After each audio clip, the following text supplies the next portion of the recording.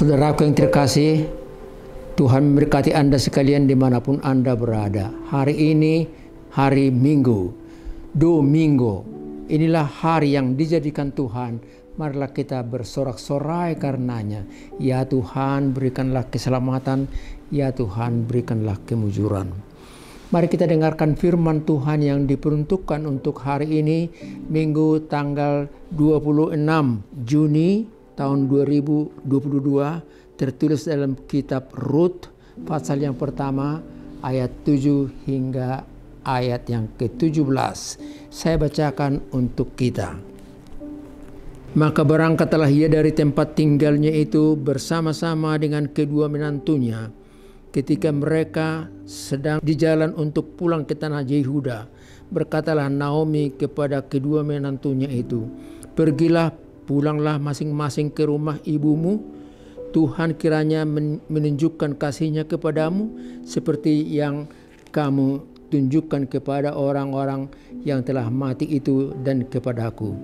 Kiranya atas karunia Tuhan kamu mendapat tempat perlindungan masing-masing di rumah suaminya." Lalu diciumnya lah mereka, tetapi mereka menangis dengan suara keras dan berkatalah kepadanya, "Tidak, kami ikut dengan engkau pulang kepada bangsamu." Tetapi Naomi berkata, "Pulanglah anak-anakku, mengapakah kamu turut dengan aku? Bukankah tidak ada lagi anak-anak laki-laki yang kulahirkan untuk dijadikan suamimu nanti? Pulanglah anak-anakku, pergilah, sebab sudah terlalu tua aku untuk bersuami. Seandainya pikirku ada harapan bagiku, dan sekalipun malam ini aku bersuami, bahkan sekalipun aku masih melahirkan anak laki-laki, masakan kamu menanti sampai mereka dewasa? Masakan karena itu kamu harus menahan diri dan tidak bersuami?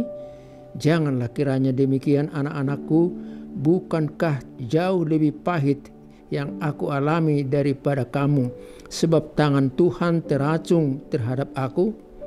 Maka menangislah pula mereka dengan suara keras. Lalu Orpa mencium mertuanya, ia minta diri, tetapi Rut berpaut padanya. Berkatalah Naomi, "Telah pulang iparmu kepada bangsanya dan kepada para allahnya, pulanglah mengikuti iparmu itu." Tetapi kata Rut, "Janganlah desak aku meninggalkan engkau dan pulang dengan tidak mengikuti engkau. Sebab kemana engkau pergi, ke situ jugalah aku pergi. Dan di mana engkau bermalam, di situ jugalah aku bermalam. Bangsamu lah bangsaku, dan Allahmu lah Allahku. Di mana engkau mati, aku pun mati di sana. Dan di sanalah aku dikuburkan. Beginilah kiranya Tuhan menghukum aku, bahkan lebih lagi daripada itu, jikalau sesuatu apapun memisahkan aku dari engkau selain daripada maut." Saudara, sampai di situ firman Tuhan yang diperuntukkan untuk kita pada kesempatan ini. Kita memasuki Minggu Trinitatis, bicara tentang Allah yang Tritunggal, Esa tapi punya tugas yang berbeda, 3 tugas yang berbeda-beda, yang mencipta, yang menyelamatkan, dan yang memelihara. Namun pada kesempatan ini Trinitatis mau menjelaskan kepada kita bahwa Tuhan itu Tuhan yang penuh kasih, kuasa, dan pemeliharaan serta penyertaan kepada orang-orang yang percaya kepadanya. Minggu ini menunjukkan kepada kita bahwa Tuhan setia dan hidupnya bagi orang-orang yang setia itu dituntun oleh Dia, oleh Tuhan yang terpercaya. Topik minggu khotbah kita berkata, pengikut Tuhan yang setia. Apa artinya setia? Setia artinya patuh, taat. Kalaupun ada tugas berat yang harus dia kerjakan, dia tidak mengeluh, dia tidak mengelak, tapi dia setia, tetap melaksanakannya semampu dia. Saudara, setia itu juga berarti teguh, kokoh, tidak berubah-ubah. Apapun godaan, bujukan, dia tetap teguh. Setia itu bukan hanya kata dan ucapan, tetapi setia itu suatu komitmen, janji yang konsisten dilaksanakan. Orang yang setia boleh berkata karena iman percayanya, I have decided to follow Jesus, no turning back, no turning back. Keputusanku mengikut Yesus, ku tak ingkar, ku tak ingkar. Saudara yang terkasih, setia itu berarti dia menaruh dirinya kepada Tuhan yang dia percayai. Namun ku tahu yang ku percaya dan aku yakin kan kuasanya. Ia menjaga yang kutaruhkan hingga harinya kelak. Itu kutipan saya dari Kidung Jemaat nomor 387.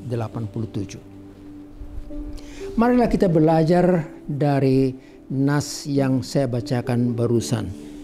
Saya simpulkan dan saya akan coba lukiskan seringkas mungkin.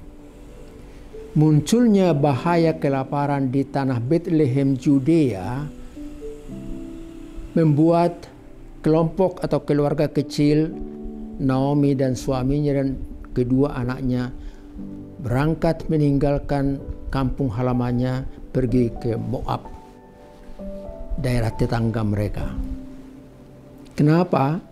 Karena bahaya kelaparan sedang melanda daerah Judea. Siapakah mereka?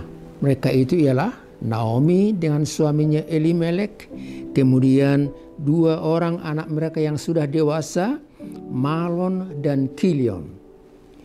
Mereka tinggal beberapa tahun di daerah Moab, berjuang untuk kehidupan mereka, dan Malon menikah dengan Orpa dan Kilion menikah dengan Ruth. Dua-duanya putri Moab dan dua-duanya tidak punya keturunan. Di satu saat Elimelek meninggal dunia. Tentu sedih. Tapi kesedihan beruntun lagi. Malon dan Kilion juga meninggal dunia. Dan itu membuat sedih sekali perasaan daripada Naomi. Sepertinya makanan yang harus ditelan walaupun tidak enak. Demikianlah kesedihan menuntun dan beruntun yang dialami oleh Naomi. Tinggallah Naomi sendirian dan dia sudah lanjut usia. Maka dia minta kedua menantunya itu, Orpa dan Ruth, untuk kembali ke kampung halaman mereka kepada keluarga mereka masing-masing. Karena tidak ada lagi yang diharapkan dari keluarga Naomi. Pulanglah kalian, anak-anakku yang saya kasihi. Memahami keadaan itu, Orpa kembali kepada orang tuanya. Tetapi ada hal yang luar biasa. Ruth tidak mau pulang. Bahkan dia berkata, bangsamulah bangsaku dan Tuhanmulah Tuhanku. Dan dengan demikian jangan paksa aku pulang. Di mana engkau mati, di situ juga aku akan mati dan dikuburkan. Saudara yang terkasih, Ruth setia kepada pernikahannya. Ruth mengerti bahwa pernikahan tidak tergantung dengan ada tidaknya keturunan. Apakah itu anak laki-laki atau perempuan, pernikahan tidak tergantung kepada hal tersebut. Pernikahan berarti disatukan dalam rumah tangga, walau dari suku yang berbeda. Pernikahan juga itu berarti hidup berbagi suka dan duka. Pernikahan itu juga menunjukkan bahwa mereka telah disatukan kepada satu Tuhan yang mereka percayai. Itulah pemahaman dari Ruth Dan karena itu dia tidak mau pulang ke kampungnya, tapi dia berkata, aku ikut dengan engkau. Tuhanmu adalah Tuhanku dan hidupmu adalah hidupku juga. Di mana engkau nanti mati, di situ juga aku mati dan dikuburkan. Saudaraku yang terkasih, kalimat itu menjadi inti daripada cerita tentang Naomi dan Ruth yang kita ketemukan dalam ayat 16 hingga 17. Saudara, mari kita lihat apa yang dipesankan oleh khotbah ini untuk kita. Ada dua pesan untuk kita dan tidak akan panjang bertele-tele. Pesan yang pertama berbunyi, jalani hidup ini dan setia pada Tuhan. Jalani hidup ini dan setia pada Tuhan. Naomi dan Ruth mengalami perjalanan hidup yang berliku. Rencana untuk hidup tenang dan nikmat di perantauan, ternyata kesusahan dan kesedihan yang mereka alami. Tetapi Ruth setia kepada Tuhan, dan Tuhan yang setia itu juga memberkati Ruth, orang percaya tadi. Orang percaya boleh menderita, tetapi tidak perlu ragu dan jangan ragu. Orang percaya dalam menghadapi masalahnya, keadaannya, jangan berkata, kenapa begini Tuhan? Apa dosaku? Saudaraku yang kekasih, dalam segala suka dan duka, kita jangan jatuh kepada dosa. Kita ingat cerita tentang Ayub. Satu ketika Ayub mengalami kepedihan, duka cita yang beruntun. Harta bendanya dirampas orang, dan anak-anaknya juga yang sedang pesta mati seketika, disambar petir. Dan juga Ayub jatuh sakit, hingga istrinya juga berkata, ngapain lu percaya kepada Tuhan yang seperti itu, yang mengizinkan kamu menderita? Tetapi kita belajar dari apa yang diucapkan oleh Ayub. Tuhan yang memberi, Tuhan yang mengambil. Terpujilah Tuhan. Itu kita temukan dalam Ayub pasal yang pertama ayat 22, 21 dan 22. Itu masukan yang berharga kepada kita.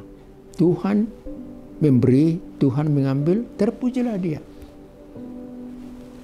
Ruth yang setia, yang percaya, pada awalnya juga sedih, susah, tetapi Tuhan yang setia itu memberkati dia. Dari suaminya, Boas, karena menurut peraturan harus begitu, Boas harus menikah dengan Ruth, karena Ruth adalah suami daripada saudaranya yang sudah meninggal, maka Boas mengambil Ruth sebagai istrinya, dan anak yang lahir dari perkawinan mereka adalah hak daripada Ruth itu. Maka dari anak Ruth itu lahirlah Obed, dan Obed juga melahirkan Daud, dan dari silsilah Daud nanti sampai kepada Yesus. Saudara, seperti cerita film yang awalnya penuh dengan pergumulan, penderitaan, tapi akhirnya happy ending, berakhir dengan sukacita dan gembira, begitulah perjalanan daripada Ruth maupun Ayub tadi. Saudara, kamu boleh katakan dalam hidupmu apa yang dikatakan dalam NKB, Nyanyikanlah Kidung Baru 188 atau buku ND 753. Tiap langkahku diatur oleh Tuhan, dan tangan kasih-Nya memimpinku.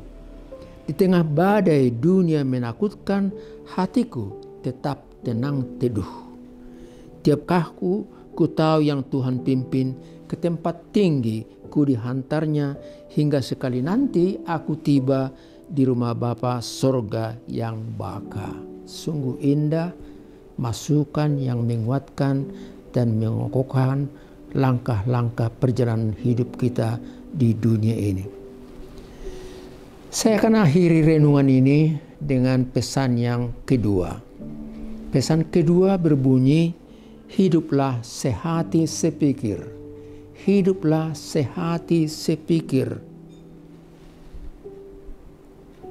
Anda, aku, pribadi jangan hanya memikirkan diri sendiri. Pikirkanlah juga keluarga. Dan keluarga juga harus memikirkan keluarga yang lain, keluarga besar mereka. Bahkan kita juga harus memikirkan sahabat kita, keluarga seiman kita dalam gereja Tuhan. Peliharalah persaudaraan yang baik dan harmonis. Jangan egois. Jangan hanya berpikir untuk diri sendiri dan hidup sendiri. Hidup yang di dalamnya ada kehidupan, atau saya katakan hidup yang berkehidupan, nampak bila kita mau dengan sukacita menolong orang yang lain, sehingga mereka itu boleh merasakan indahnya hidup ini oleh karena dia diperhatikan oleh orang lain, oleh temannya seiman. Marilah kita sehati sepikir, memikirkan orang lain juga, saling bertolong-tolongan. Dan tirulah Yesus dalam pelayanannya. Dia tetap rendah hati. Jadilah kita semua orang-orang yang rendah hati, meniru Yesus. Dan karena itulah maka Tuhan memakai kita selama dalam hidup ini, dan Tuhan memberkati kita semua. Amin. Mari kita berdoa. Terima kasih Allah Bapa di sorga atas firman-Mu yang barusan kami dengar. Biarlah kami boleh setia padamu. Dan kami percaya mempertaruhkan hidup kami dalam tangan-Mu. Karena Engkau juga Allah yang setia, yang melihat, menolong, dan memperhatikan bahkan menyelamatkan kami. Tuhan, biarlah firman cerita tentang Naomi dan Ruth itu menjadi masukan bagi kami juga, supaya kami hidup sehati sepikir, satu kasih, satu jiwa, satu Tuhan di dalam Kristus Yesus. Berkati gerejamu, berkati juga pemerintahan kami, berkati juga mereka-mereka yang masih terpapar oleh karena COVID-19 ini maupun dengan varian yang baru. Biarlah mereka juga sehat dan boleh bersukacita. Terima kasih Allah Bapa di sorga, dengarlah doa kami yang kami alaskan dalam nama Kristus Yesus, Tuhan dan penebus kami yang hidup. Anugerah dari Tuhan kita Yesus Kristus, kasih setia Allah Bapa, serta persekutuan dari Roh Kudus bersama dengan saudara-saudara sekalian. Amin.